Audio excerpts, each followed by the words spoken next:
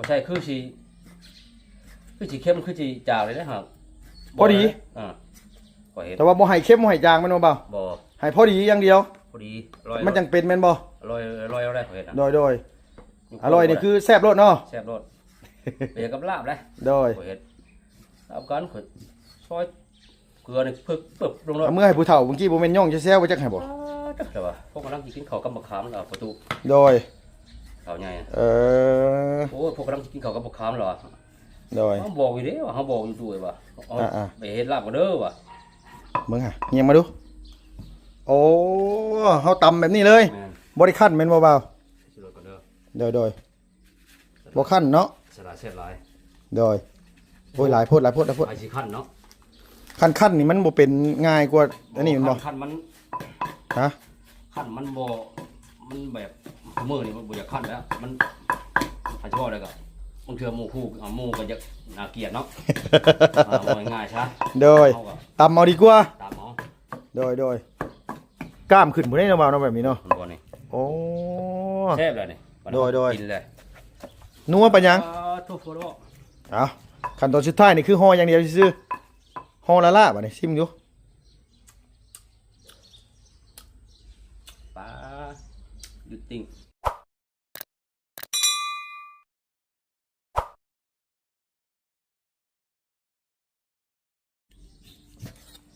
ตอกแตกมีบ่ฮะตอกแม่นบ่มีแล้วบ่มีเก่าหนังยางฮัดเอาเป็นได้เปล่ามีก็มีอย่างๆนะเขาแล้วอ่ะโดยเสียดยังถามหาตอกหาหยังอันนี้สิซอยสิเฮ็ดห่อส้มเห็นมันสิงามก็เลยอยากเฮ็ดห่อส้มกินเฮ็ดแบบสูตรเจ้าเองเลยแม่นบ่แม่นอันนี้นี่เคยเฮ็ดแล้วมันบ่หรือว่าในใดหรือว่าเคยเฮ็ดแล้วฮะเคยเฮ็ดแล้วเว้าแท้ๆแม่นขั้นตอนมันนี่เฮ็ดได้บ่าวแบบว่าเฮ็ดส้มนี่ขออนุญาตเพื่อพี่เพื่อน้องเพิ่นนั่นว่าอยู่ทางยำคือเฮาน่ะหักลาบอะไรอย่างไรก็เฮาตำมันเข้ากันในกระเทียมนี่โดยเดี๋ยวตอนแรกนี่เฮาต้องเลือกเอาสิ้นแบบใดสิ้นแบบใดอันน่ะเลือกสิ้นโดยที่ตัวมันจะจบไปแล้วนี่สิ้นแบบว่าแบบนี้เนาะแม่นนี่แบบแบบสิ้นแบบบ่มีเส้นแม่นบ่มีเอ็นนี่หยังสิเนาะบ่าวเนาะมีหยังมาโดยเอาสิ้นสดว่าง่ายซะสิ้นมีแต่สิ้นล้วนๆแม่นโดยมันเข้ากันคือเฮามานี่คือปอกกันว่าเอาพวกกันว่าพังผืนพังหยังมันออกเนาะแม่นแล้วก็เฮามาซอยแม่นซอยแล้วก็ซับให้มันมุนๆเลยซับมุนแล้วก็ตำเข้ากันโดยกระเทียมนี่เฮาต้องตำก่อนแม่นบ่ตำก่อนเนาะกระเทียมต้องตำก่อนเนาะเดี๋ยวจะเอาสิ้นตำหลังแม่นบ่บ่าวแม่นโอ้โดยอันว่าเวลาเฮาปรุงเฮาหยังซี่เฮาสิฮู้ได้เนี่ยว่ามันสิพอดีมันสิ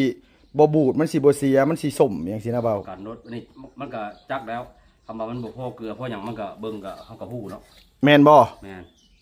อันนี้นี่วิธีหั่นซี่เด้อก็ต้องซับแม่นบ่บัดนี้ซับ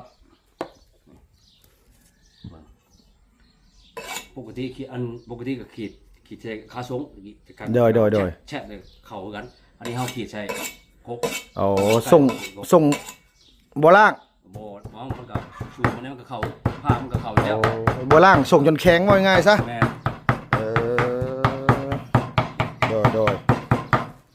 เอ้าเว้าถึงเติบเลยเอ้าสบายดีพี่น้องอีกแน่บ่าวเว้ยสบายดีเด้อโดยพี่น้องเอ้ยเนาะเฮ็ดแล้วเฮาส่งเฮาหยังโดยกินข้าวกินน้ำแล้วเรียบร้อยพี่น้องเอ้ยกินอิ่มท้องอิ่มพุ่งเลยก็มาเฮ็ดห่อส้มไว้กินปีใหม่นะบ่าวเนาะพอดีปีใหม่นี่พอดีกินได้เนาะจักมื้อว่ามันสิเป็นประมาณ2มื้อเป็นบ่เอาประมาณ3ซะ3มื้อติเพราะว่า3มื้อให้มันทำไปแค่นี้วันกระดูก2ขึ้นกินแล้วจักบ่ดอกมันหอมขึ้นมันบายมันขึ้นดมเบิ่งนี่กินมันออกมานี่ฮู้เลยว่ามันเป็นบ่เป็นเนาะเรื่องอะไรโดยแต่ว่าต้องซับให้มันมุนแม่นบ่วะโดยละเอียด เสียงเคียงพี่น้องเอ้ยเอาก็ถือว่าเอาสูตรเอาวิธีการเฮ็ดสูตรเบาลี่พี่น้องให้พี่ให้น้องอันเบิ่งต้อนรับปีใหม่โดย จังเอาตำกระเทียม โดยคันว่าเฮ็ดเบิดนี่ได้ประมาณจักห่อเบา โอ้คำเฮ็ดห่อธรรมดาก็ห่อ10ปลายห่อไปแล้วเนาะ บ่ว่าโอ้ยเปลืองใบตองกล้วยนะ โอ้คำเฮาเฮ็ดห่อใหญ่นะมันก็ มันบ่อยากเป็นบ่ มันอ้ำโพดมันโอโพด โอ้คือวิธีเฮ็ดสมนี่ก็บ่แม่นว่าเฮาสิเฮ็ดห่อใหญ่ห่อน้อยสำเร็จก็ได้บ่แม่นเด้นะว่าเนาะ บ่แม่นเด้ คันเฮาเฮ็ดห่อน้อยมันก็หนึ่งมากินเน่านี่มันก็สิน้อยลงแม่นบ่ มันก็อบมันก็แบบนึงนะเนาะ กินสมนี่เนาะ พอเกลือพอหยังมันก็มันบ่เน่านะผู้คนเฮ็ดบ่เป็นมันก็อยากชุ่งอยากบูดไม่นึง อยา แล้ ก ว อยากมีกินเน่า แม่น ๆโดยมันเลยตวงได้หยังบ่เบาไปว่าสิ้นจักโลเกลือจักขีดเกลือจักบวงเป็นนัวจักซ่อนจักหยังสินะ บ่กะเอารถ เวลาเฮาตำเรียบร้อยแล้วเฮาก็ซิมเบิ่งแม่นบ่เบา แม่น ซิมเบิ่งนี่คือห่อสมนี่ต้องให้มันนำเค็มบ่หรือว่าให้มันพอดีเลยหรือว่า โอ้เข้มแล้วบ่เป็นเด้ แม่นบ่ เข้มแล้วบ่เป็นแบบขึ้นสร้างแบบนั่นแล้ว โอ้แบบว่าไงขึ้นกินสาบกินหยังไปเลยสิ ขึ้นมันแบบมันพอเกลือพอหยังนั้นมันแบบคือมันบ่อยากเป็นบ่ง่ายๆซั่นซะ โดย กับเฮาเฮ็ดชมปลาคือกันเด้ โดย บ่เป็นเด้ โอ้ มันบ่พอเกลือแป้งนัวน่ะแบบ มันก็มันเค็มไปแล้วเนาะมันอยู่หั่นแหละบ่เป็นแล้วมันพอเกลือเด้มันพอเกลือพอหยังไดมันบ่อยากเป็น บอกไงว่ามันบ่ส้ม แม่นบ่อยากชมบ่ได้เด้ โดยว่าไงว่าเกลือความเค็มนี่มันเฮ็ดให้ โอ้ อันนี้อยู่ได้โดนเนาะ แม่นอันนี้เฮาเฮ็ดก็ว่าเฮากินนั่นน่ะเฮ็ดเอาพอดีโลด โดย 2 คืน โดย กินไล่กันพริกดิบ เปิดกวดอ่ะ คันเฮ็ดตามสูตรเจ้านี่รับรองว่าเป็นแม่นบ่เปล่า ลอง บอกพี่บอกน้องในเด้อันว่าเวลาอันว่าเฮ็ดก็บอกในวิธีเฮ็ดการเฮ็ดนี่คือ ผ่านแล้วค่อยผ่านแล้ว โดยมุกอีเห็นพี่น้องไอ้มื้อน่ะปุ้ยฉันมันแซ่บแม่น้องนี่แล้วว่าไปเฮ็ดคือว่าแซ่บคักแซ่บแน่แท้แล้วว่าเบาลีว่าเพิ่นว่าบ่ใส่ปลาแดกไอ้นางเอ้ยว่าเพิ่นมุกว่า บ่ได้ใส่ประเด็นแล้วมันตัดกันมัน โดย ตัดตัวความนัวความหอม โดย แต่มัน บอกไงว่าอันพวกอีเห็นนี่มันบ่ถือกับปลาแดกเพิ่นว่า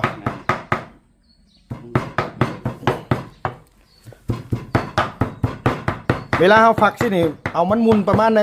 บอกพี่บอกน้องแน่ เอานี่ดิ มุนได้เท่าไหร่ยังดีแม่นบ่หรือว่าไดบ่นะบอกเลย สำหรับสำเรื่องนี่ก็เฮาก็ตำอีกเด้ อ๋อ เฮาก็ตำ ต้องเอาไปตำอีก มันเข้าคือเป็นนัว โดย นั่นดอก โดย ใส่หยังข้างแน่ แต่ว่าเวลาเฮ็ดห่อส้มนี่บ่ได้ใส่ตะไคร้บ่ได้ใส่ข่าแม่นบ่ บ่ใส่แต่กระเทียม กระเทียมกับข้าวเหนียว แม่น เกลือไปงัวสำนี้พอเลยแม่นบ่ พอเลย โอ้โดยเอาพี่น้องมาเบิ่งวิธีการเฮ็ดเอาให้มันจบคลิปเลยคลิปนี้ว่าให้เพิ่นสอนวิธีเฮ็ดเลยเพราะว่าลุงเฮิมกับเฮ็ดบ่เป็นคิดยากอยู่แต่เฮ็ดบ่เป็นพี่น้องเคยเฮ็ดแหละมันอยากอันว่าชุ่งๆอะนะว่า โอ้เฮ็ดรับประกันเนาะ คือเฮาฟักเนาะฟักมุนๆนะบ่เนาะ แม่น แล้วก็แกะหัวกระเทียมอันหัวผักกระเทียมเท่านี้ตำบ่ ตำ ให้มันมุนๆเลย เข้าแน่ โดย ใส่เข้าน้ำ ตำนี่คือตอนใช้ซีนแล้วมันว่าจังใส่ข้าวนะ แม่น คือตอนตำกระเทียมนี่ตำกระเทียมไปซื้อ ใส่ชิ้นใส่หยังเรียบร้อย เขา เอาไปจุ่มน้ำแล้วมาใส่ ต้องจุ่มน้ำบ่เปล่า แม่นตำมันก็เข้ากันมันจะเหนียวนุก ให้มันเหนียว ให้มันเป็นเนื้อเดียวกันเลย แม่น แล้วปรุงมาดิ ปรุงรสชาติแล้วก็ตำมาอีก แม่น แล้วมาซีมเบิ่งว่าเอาบ่ขาดเกลือบ่ขาดแป้งนัวพอดีแล้วนี่คือ ข่อยกล้าเอาโดดได้ข่อยชิมข่อยกล้าเอาไปว่าเรื่องเลยข่อยเบิ่งตำเลยมันได้โดดเพราะว่ามันเฮามันบ่ได้เนี่ยเฮาจักโดด โดยมันสีต่างแม่นบ่เบาหรือว่านี่ได มันก็ต่างแล้วมันบ่พอบ่พอเกลือบ่พอนั่นน่ะ บ่พอเกลือบ่พอแป้งนัวนี่เนาะ โอ้ยจักโดดข่อยใส่ โดย ข่อยใส่คือสิเข้มคือสิจางเลยนะครับ พอดี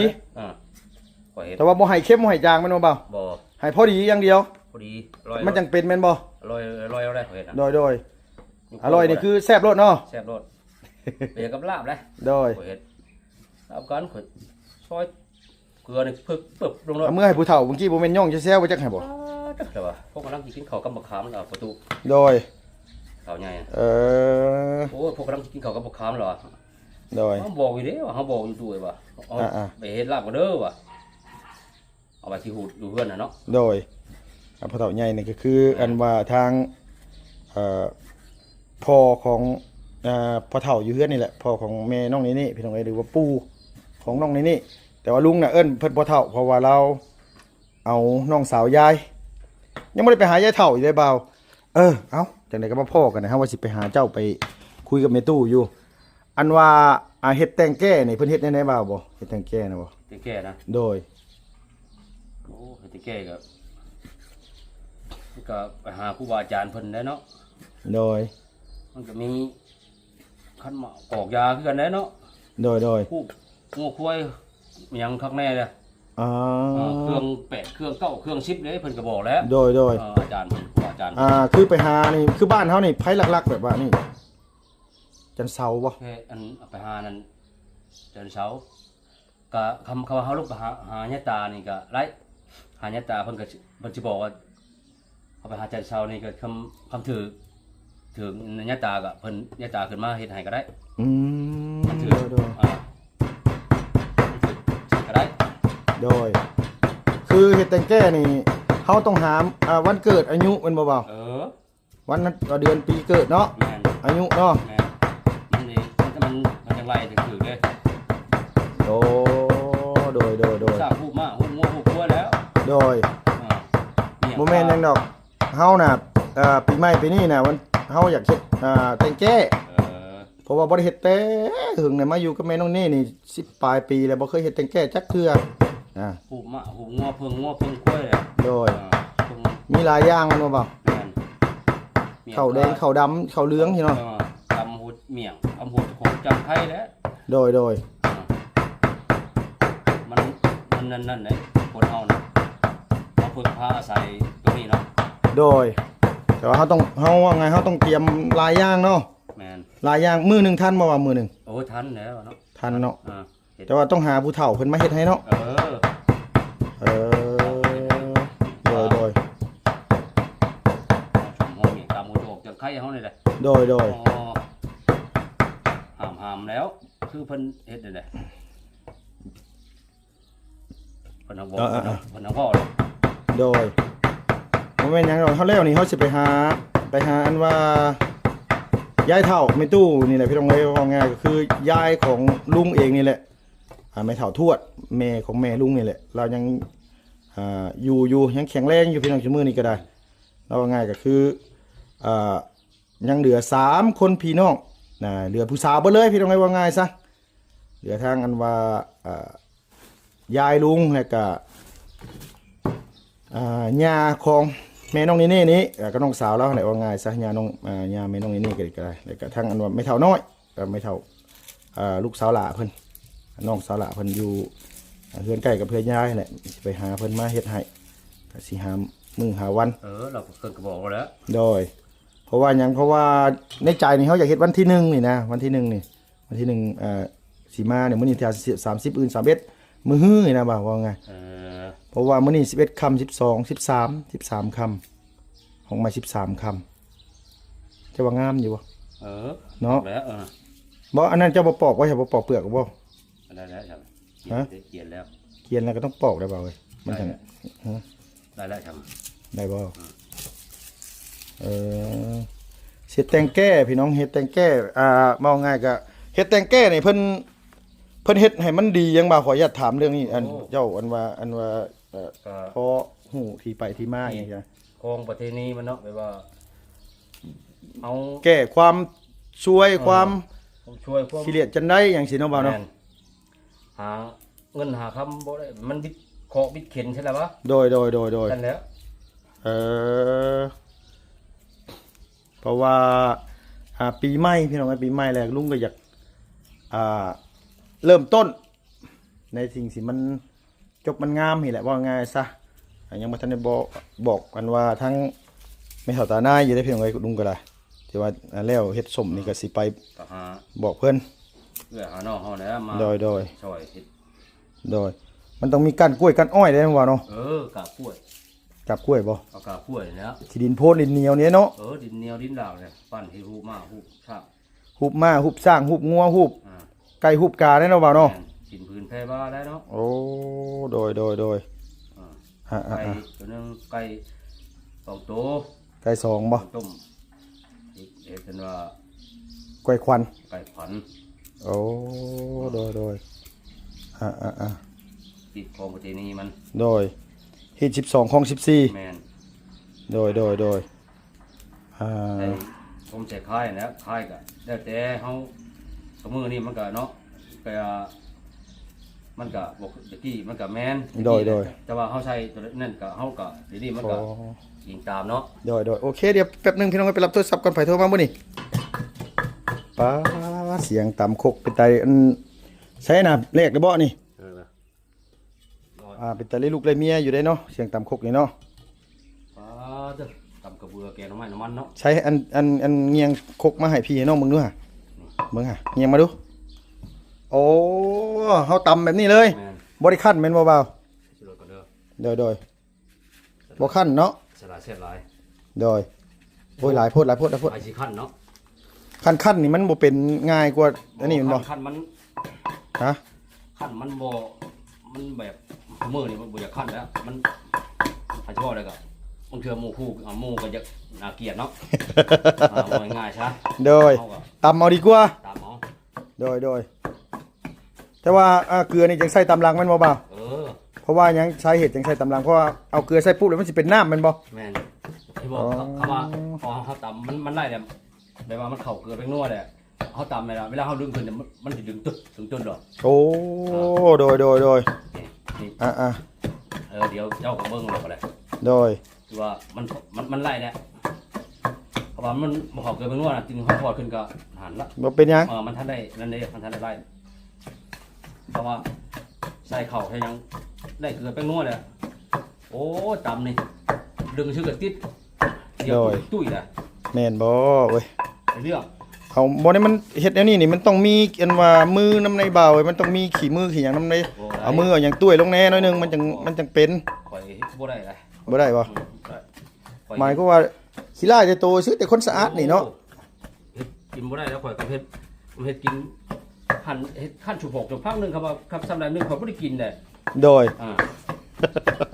เห็นว่ากันเนาะ เว้าอีหลีบ่ ดีได้ คันเบิ่งต้องเบิ่งคนคั่นคนขายอีกบ่ แม่น เอ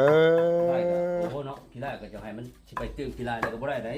โดย ขี้ได้ก็จะให้มันจะเกลี้ยงจะก้อยแน่ว่าซั่น โดย ให้มันงามตานี่แหละเนาะ ผู้เฒ่าเพิ่นอันว่าคือสิยิ้มเปื่อยๆแล้วเนาะเอาลาบไปให้เพิ่นเมื่อกี้นี่เนาะแม่ตู้ก็กินลาบนะว่าแม่ตู้ก็ได้ ไอ้ตู้แล้วขัวแล้วเรา เออโดย ก่อนเรากินแล้วเห็นเรา ดิบเราก็กินบ่ เราขัวกิน แล้วขัวเอาเนาะ แม่น โดยดีแล้วพี่น้องเอ้ยพี่น้องบางคนว่าโอ้ยคือกินอันว่าคักกินแน่แท้ลุงเพิ่มว่าซั่นเนาะโอ้ยเนาะ มันยังบ่ได้เกลือได้นี่บ่ โดยใช้อันเงียงมาดูเงียงมาดูฮะ นี่ มันก็อยากเปลี่ยนสีมันเนาะเริ่มอยากเปลี่ยนแล้วพี่น้องเอ้ยสีเริ่มเปลี่ยน วันนี้เอาเข่ามาใส่แล้วบัด โดยต้องเอาเข้าใส่อีก นี่ก็ใส่เบิ่งโดดนี่ โดย บ่มีคำว่าจางว่าเค็ม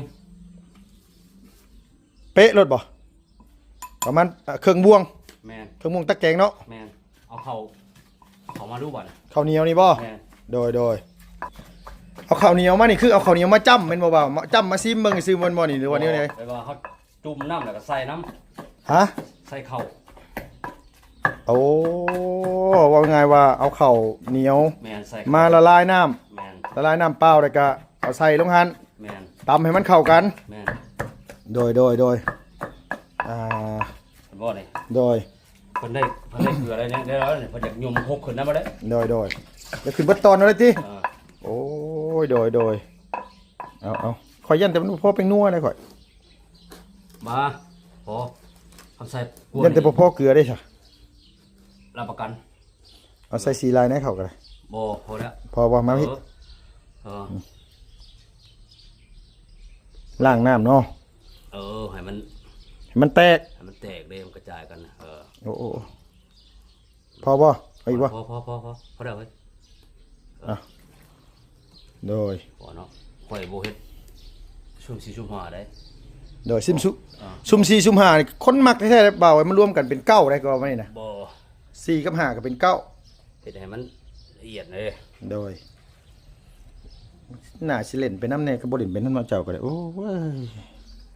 มีบุญมาบ่าวข่อยคือเห็นเขาเจ้าตั้งโต๊ะอันมองอันทางแบงอ่ะ ทางไร ทางแบงอ่ะ มื้อนี้บ่คืนนี่เพิ่นใส่กันบ่ได้บ่ อ๋อมีแต่เมื่อคืนนี่บ่ แม่น โอ้ ระบงสามัคคีเด้ โดย ข่อยโดน ใช้หันมาพี่นะให้พี่น้องเบิ่งใกล้ๆนี่โอ้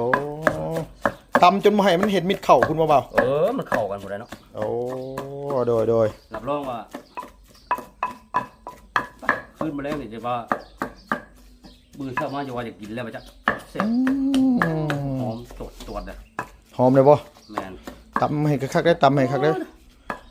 เพื่อพี่เพื่อน้องเพิ่นอยู่ทั้งต่างประเทศอันว่าอีพ่ออีแม่เพิ่นอยากเฮ็ดตาม แมน อันนี้นี่คือสูตรแบบสูตรเจ้าเองเลยแม่นบ่ แมน สิ่งแรกคือเอาซีนซื้อซีนมาตัวที่มันบ่มี แมน พังผืนตัวมันบ่มีอันว่าเอ็นตัวบ่มีหยังนะบ่าวเนาะมากับปอกลอกออกมาซับมุน ซับอะไรกับต ๆโดยคันมีเครื่องบดนี่บดได้บ่บ่าว ำบดเยอะครับมัน แม่นบ่ ละเอียดแล้วเขามาตำชั้นนึงเนี่ยเอาเครื่องใส่เดี๋ยวมันไล่มาได้ตำ โอ้ เดี๋ยวปุ้ยๆแล้ว โดยแต่ว่าให้แซ่บนี่บ่สู่ผักบ่ได้เด้อเขาเจ้าว่าสู่เฮาเอาผ้ายำนี่ผ้ายำนี่สิแซ่บกว่าเพิ่นว่าหรือว่ามันอยู่ที่คนเฮ็ดบ่ ตะกี้แต่พอจะแม่เขาตะกี้นั่นเพิ่นพักอะไรกับเพิ่นมีแต่ขั้นเนี่ยกับเข่าแล้วนะ โดย ใช่ คั่นใส่กับข้าวเหนียวใส่กระเทียมนี่เนาะ มือแน่น่ะ อืม มือแน่นี่ มันเริ่มสิไล่ได้หัวดวนนี่เริ่มสิไล่ได้มันบ่ จะเบิ่งรถนี่ โอ้ จุ่มเจ้าอะไรนี่ โดย ไรแล้วบ้านอันนี้เนี่ยเพิ่นเอาอยู่มัน ยังอยู่ข้าวยังเป็นเม็ดอยู่น่ะ นี่เห็นบ่ ข้าวมันยังเป็นเม็ดอยู่ตำข้าวให้มันเช้าเป็นเม็ดก่อน มันไล่กันเห็นบ่ โดย เนี่ยตุ้ยๆนี่ แล้วแบบนี้นี่คือขั้นตอนสุดท้ายคือห่ออย่างเดียว ห่ออย่างเดียว ห่อใช้ใบตองซื่อ จอยซื่อ ๆคันมุ้ยใบตองนี่เขาใส่ถุงยางได้บ่เปล่า โอ้ถุงยางก็คักคือกันเว้ยครับล่อๆป้อมๆแล้ว โอ้ ยางเมียน ถุงยางที่ว่าอันถุงห่อนน่ะเนาะ แม่น เอาอย่างติ้วมัดไว้ แม่น แม่นบ่เปล่าจักแม่นบ่แม่นพี่น้องไอ้ลุงกับคนเฮ็ดบ่เป็นแต่ว่าลุงเห็นทีเดียวจำได้แล้วว่าบอดี้เฮ็ดแบบใดคันว่าเฮ็ดแซ่บเฮ็ดแซ่บๆแล้วนี่เทื่อหน้าเทื่อในพี่น้องเนาะสิเฮ็ด บางคนน่ะบ่ได้เลยมีแต่ว่าโอ้ยเกลือเด้ยังบ่พอว่าไปเอาเกลือใส่เองแล้วบัดนี้ โดย เอาเบิ่งย่ามใดก็บ่เป็นบ่อยากเป็นแล้ว โดยคันเอาเกลือใส่หลายโพดกับมันเค็มแล้วก็มันบ่อยากเป็นง่าย บ่เป็นเลย มันอยากบูดเนาะเปล่าเนาะ บ่มันก็มันเป็นสิ้นมันละเอียดมันนั่นเดี๋ยวมันอยู่ตัวไว้เลย อ๋อมันสิเป็นซีนดำ แม่น เวลานั่นน่ะมันสิบ่แดงเนาะ พอเกลือมันสิ โอ้ คือเฮาลองไม่เฮ็ดตะโลกินเฮิงเลยนะบาด โอ้โดยคือเฮ็ดปลาแดกอึ่งปลาแดกหยังนี่เนาะเออ จะเบิ่งรถดิ เบิ่งพี่น้องไปเบิ่งคักนะเออโดย จะเบิ่งนี่มันไล่ได้บ่นี่ กล้ามขึ้นบ่ได้เนาะเปล่าเนาะแบบนี้เนาะ มันบ่นี่ โอ้ แซ่บเลยนี่มัน โดย กินเลย นัวปะยัง ทุกโฟโต้ เอาขั้นตอนสุดท้ายนี่คือห่ออย่างเดียวซื่อๆห่อละบัดนี้ชิมอยู่ ปลาหยุดติ้ง หยุดติ แซ่บ โดยคือพอโอเคแล้วบ่ โอเคแล้ว โอเคเลยสิไปเอาใบตองได้บัดนี้ได้ ตอง โดยมาห่อคือขั้นตอนเฮ็ดนี่คือซ้ำนี้ที่เหลือนี่คือห่อไผ่ห่อน้อยห่อใหญ่ก็ว่ากันไปอีกทีนึง แม่น กันห่อใหญ่ลายๆกับบ่แซ่บโดยพี่น้องเอ้ยอันนี้ก็คือสูตรห่อส้ม นี่ แบบ เห็นบ่ โดย อ๋อมันไล่มันจับมาลองนี่ โดย นี่ ข่อยอันว่าข่อยซื้อห่อส้มหมูป่าอยู่อันว่าเมืองพารานไซน่ะอุ้ยบ่าวจนคมได้บ่าวเจ้าเฮ็ดแบบมันบ่เป็นน่ะมัน อ้าวเพิ่นเฮ็ดเค็มเนาะเพิ่นเฮ็ด ฮะ เพิ่นเฮ็ดขายเพิ่นขายเฮิง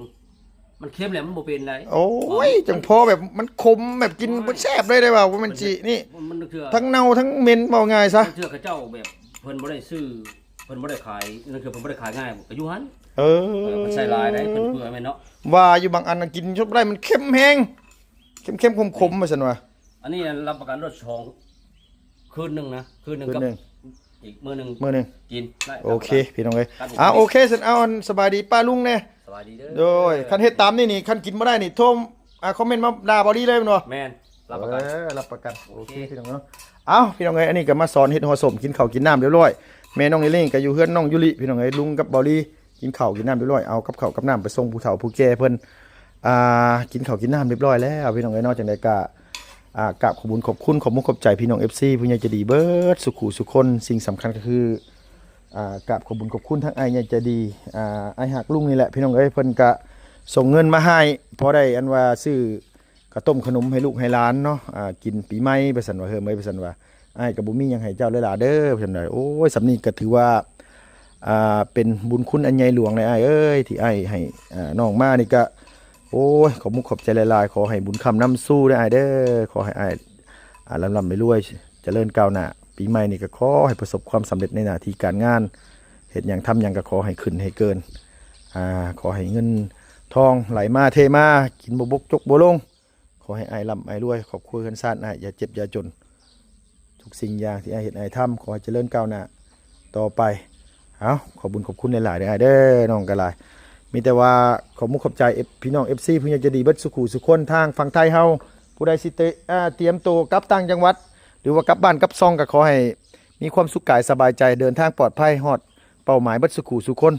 สำหรับคลิปนี้ไปแล้วพี่น้องบ๊ายบายสบายดีเด้อ